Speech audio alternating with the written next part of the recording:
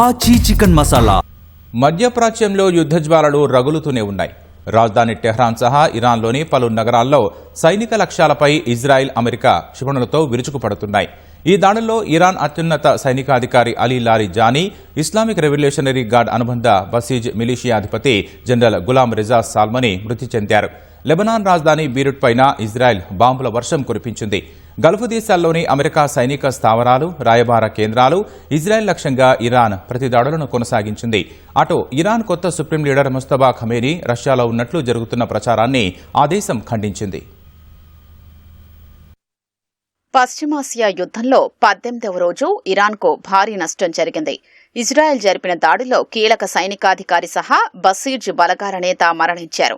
Iran అత్యున్నత సైనికాధికారి Ali Larijani, Islamic Revolutionary Guard అనుబంధ బసీజ్ మిలిషియా అధిపతి జనరల్ గులాం రెజా సాల్మనీ తాము జరిపిన దాడుల్లో మృతి చెందినట్లు ఇజ్రాయెల్ రక్షణ మంత్రి ఇజ్రాయెల్ కడ్జ్ ప్రకటించారు. యుద్ధం తొలి రోజున సుప్రీం లీడర్ అయతుల్లా అలీ ఖమేనీని చంపేసిన తర్వాత ఇరాన్కు ఇంత భారీ స్థాయిలో నష్టం జరగడం మళ్లీ ఇదే తొలిసారి. ఉత్తర టెహరాన్లోని సాదాబాద్ ప్యాలెస్ ప్రాంతంతో పాటు మధ్య టెహరాన్, కరాజ్, షహ్యూర్, షిరాజ్ నగరాలపై దాడులు జరిగాయి. అరాక్పై జరిగిన దాడిలో 3 రోజుల చిన్నారి సహా 3 మృతి చెందారు. ఇరాన్లో కమాండ్, క్షిపణి ప్రయోగ కేంద్రాలు, గగనతల రక్షణ వ్యవస్థలపై ఇజ్రాయెల్ దాడులు చేసింది.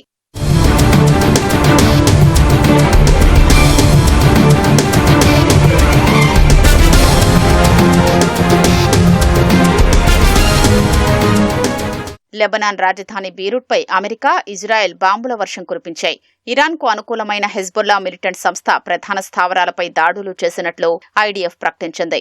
బెకాలో 3 రాకెట్ స్థావరాలు, ఆయుధ నిల్వ సదుపాయాలపై వైమానిక దాడులు చేసినట్లు తెలిపింది.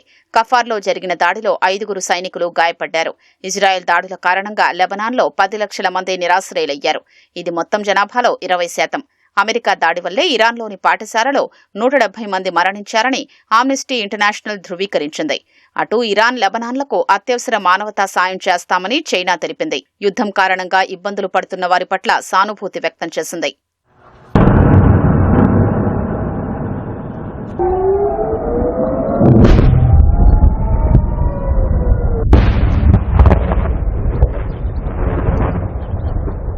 గల్ఫ్ దేశాల్లోని అమెరికా సైనిక స్థావరాలు, ఇజ్రాయెల్ లక్ష్యంగా ఇరాన్ ప్రతిదాడుల్ని కొనసాగించింది.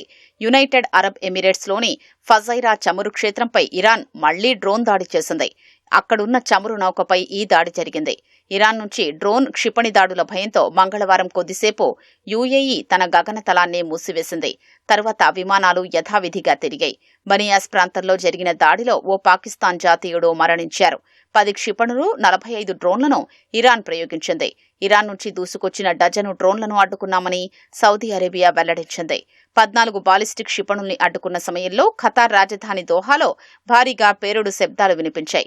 నగరంపై జరిగిన క్షిపణి దాడిని విజయవంతంగా అడ్డుకున్నామని ఖతార్ ప్రభుత్వం ప్రకటించింది. ప్రొజెక్టైల్ కారణంగా పారిశ్రామిక ప్రాంతంలో మంటలు చెలరేగాయి. ఇరాక్లోని అమెరికా ఎంబసీపై ఇరాన్ మళ్లీ దాడులు జరిపింది. 4 డ్రోన్లను అడ్డుకున్న సందర్భంగా భారీ పేలుళ్లు చోటు చేసుకున్నాయి.